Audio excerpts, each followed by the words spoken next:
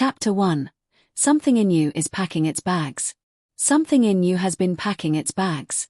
You can't catch it in the act, but you can feel the evidence of it everywhere in your life. The way things that used to grip you have loosened their hold. The way you keep drifting toward the exits of conversations, places, and relationships you once would have fought to stay inside. You leave gatherings earlier than you used to. You feel the pull to simplify, to shed, to set things down. And underneath all of it runs a sensation you can't quite name. The feeling of a traveler who is almost packed and standing near a door. You've noticed it most around the people who shaped you. They keep handing you the same roles, pulling you back into the same arguments and the same expectations, the same part you've played in your family since before you could speak. And lately, something in you has started to refuse. It doesn't make a sound. It's just a deep bone level. No, not anymore. You haven't told anyone because how would you even begin to explain it? They would hear exhaustion or a passing phase or something to be worried about. And none of those words come anywhere close to what's actually moving through you. So, you've carried it alone, half convinced something might be wrong with you. Nothing is wrong with you. What you're feeling is not a breakdown and it isn't a crisis. It's a kind of readiness, the oldest kind there is. And it has been building in you far longer than this single life could ever account for. By the end of this video, you're going to understand exactly what that part of you is getting ready to leave behind, where it senses it's going, and why the timing of all of it is no accident at all. Chapter 2. The contracts you never remember signing. Long before you had any say in the matter, you were handed a role. Every family is a small unspoken theatre and each child is cast into a part. The responsible one, the peacemaker, the scapegoat, the golden child, the one who holds everyone else together. You didn't audition for it. You inherited it the way you inherited your surname and the shape of your hands. And you've performed it so faithfully for so long that you mistook the role for your actual self. Carl Jung saw this with unusual clarity, warning that the heaviest weight a child carries is the unlived life of their parents. The dreams they abandoned and the wounds they never faced. All of it passed down to rest on the next set of small shoulders. These are the contracts you never remember signing. And what's stirring in you now, that bone-level refusal, is the sound of a soul reading the fine print for the very first time. The strange part is that you are not doing this alone. An entire generation is reaching this same point at once. And there is a real reason it's happening right now.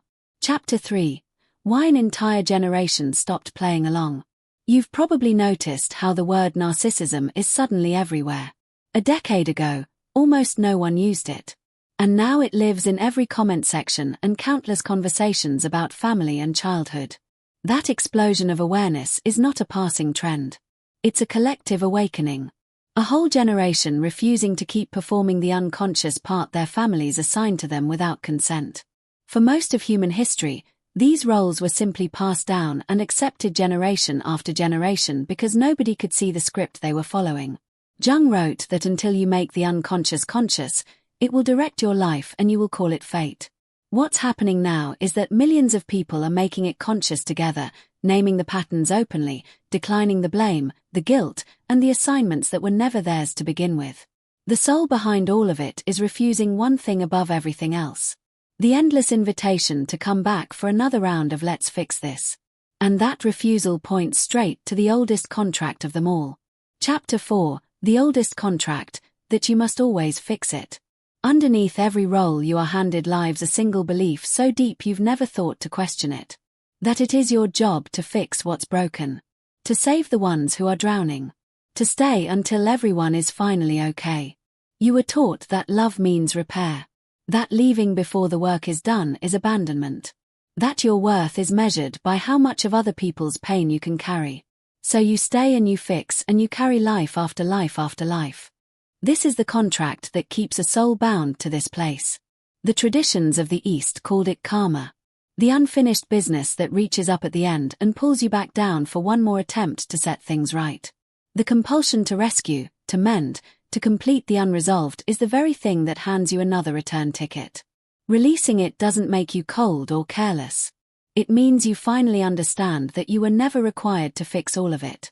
That some of it was never yours to carry and that putting it down is allowed. Chapter 5. But where a soul even go, if not back on Earth? But that raises an obvious and unsettling question, the one you're probably asking already. You're probably thinking, but where would a soul go if not back here to Earth? It's a fair question, and the honest answer is one almost nobody gives you. From inside this life, we genuinely cannot see the next step yet. And that not knowing is completely okay. The blindness is built into the design. Think of someone who spends their whole life inside a single city, never once crossing its borders, never seeing a map of the wider world. To them, that city is everything, the full extent of what existence could be. And anywhere beyond it feels like pure fantasy. That is where most of us stand in relation to the soul's larger journey. We've lived so many lives in this one realm that we've forgotten there was ever anywhere else. The old philosophers taught that the soul drinks from a river of forgetting on its way into a body, losing all memory of where it came from, and that remembering is the entire point of the path. The forgetting was never a punishment. It was part of the game. And the sheerest sign you're nearing the end is that you've started faintly to remember. And once you do, your grip on everything here begins to loosen. Chapter 6. Holding the world without being held by it. One of the first things to loosen is your attachment to the material. The possessions that once defined you, the achievements you chased, the things you were certain you needed, slowly stop carrying the weight they used to. This isn't the same as renouncing the world or moving into a cave. You still pay rent, still eat, still use money and clothes and a roof over your head because being in a body in this world asks that much of all of us. The difference is that you hold all of it with an open hand. Now, you use the world without belonging to it, the way a traveler uses a hotel room they already know they'll leave. The old teachers pointed at this with the image of the lotus that grows up out of the mud, fed by it, yet never stained by it, rooted in the muck without being made of it. You're learning to live fully inside the material while no longer being owned by a single piece of it. And this loosening eventually reaches the most binding human agreements of all, the ones written in vows and blood. Chapter 7. The contract of blood, marriage and memory. If you're single, you might notice the old desire for marriage and children slowly losing its hold on you. Not from fear of love, but from something underneath it, a sense that you no longer need to bind yourself with that kind of contract. Part of you understands that a vow is an agreement and that an agreement broken or left unfinished can become the very thing that calls you back for another life to complete it. So you find yourself wary of the heaviest commitments, careful about which cords you let yourself be tied with. You may also notice the ancient human hunger to be remembered fading out of you. The drive to leave a bloodline, to carry the family name forward, to be someone the future can't forget, simply stops mattering. You no longer need a monument. The thought of being completely forgotten, of leaving no trace behind at all, begins to feel less like a tragedy and more like freedom, like slipping out of a crowded room without anyone needing to follow. That craving to be remembered was always the ego trying to outlive itself. And a soul that's finishing has no use for it. Which finally brings us to where all of this has been heading.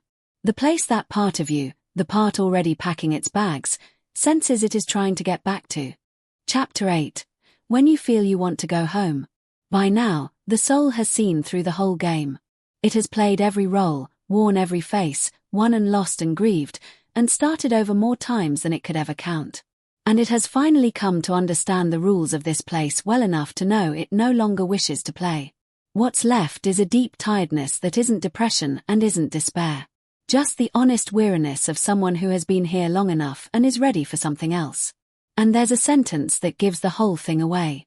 One you've caught yourself saying under your breath at night, in your car, or in the middle of an ordinary afternoon. I want to go home. You say it because some part of your soul remembers home.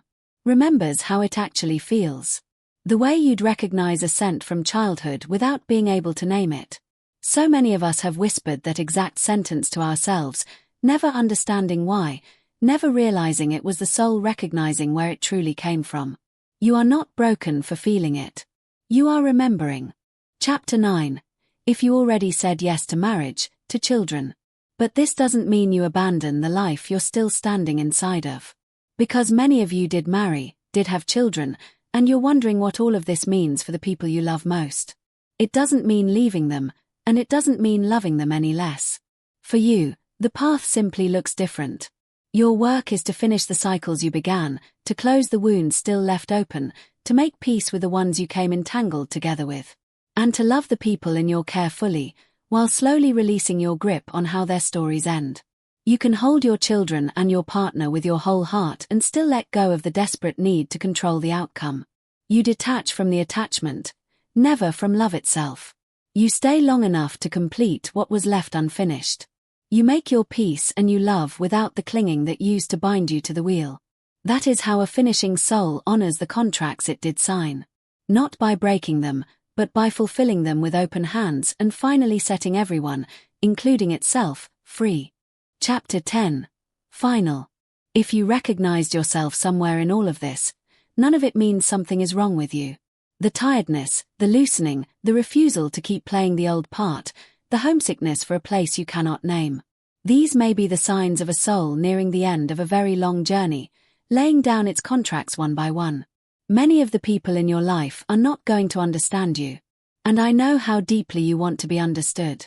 How lonely it is to feel something this enormous with no one to hand it to. The people around you are still chasing the next achievement.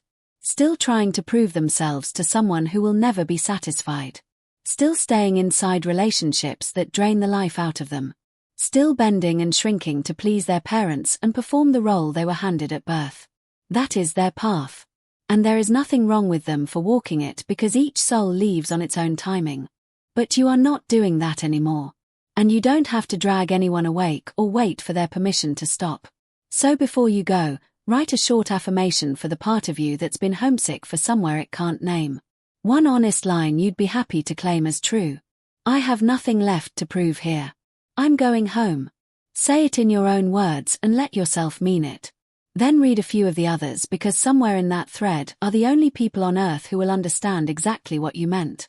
If this reached something in you that's been waiting a long time to be named, stay close because in the next video we're going even deeper.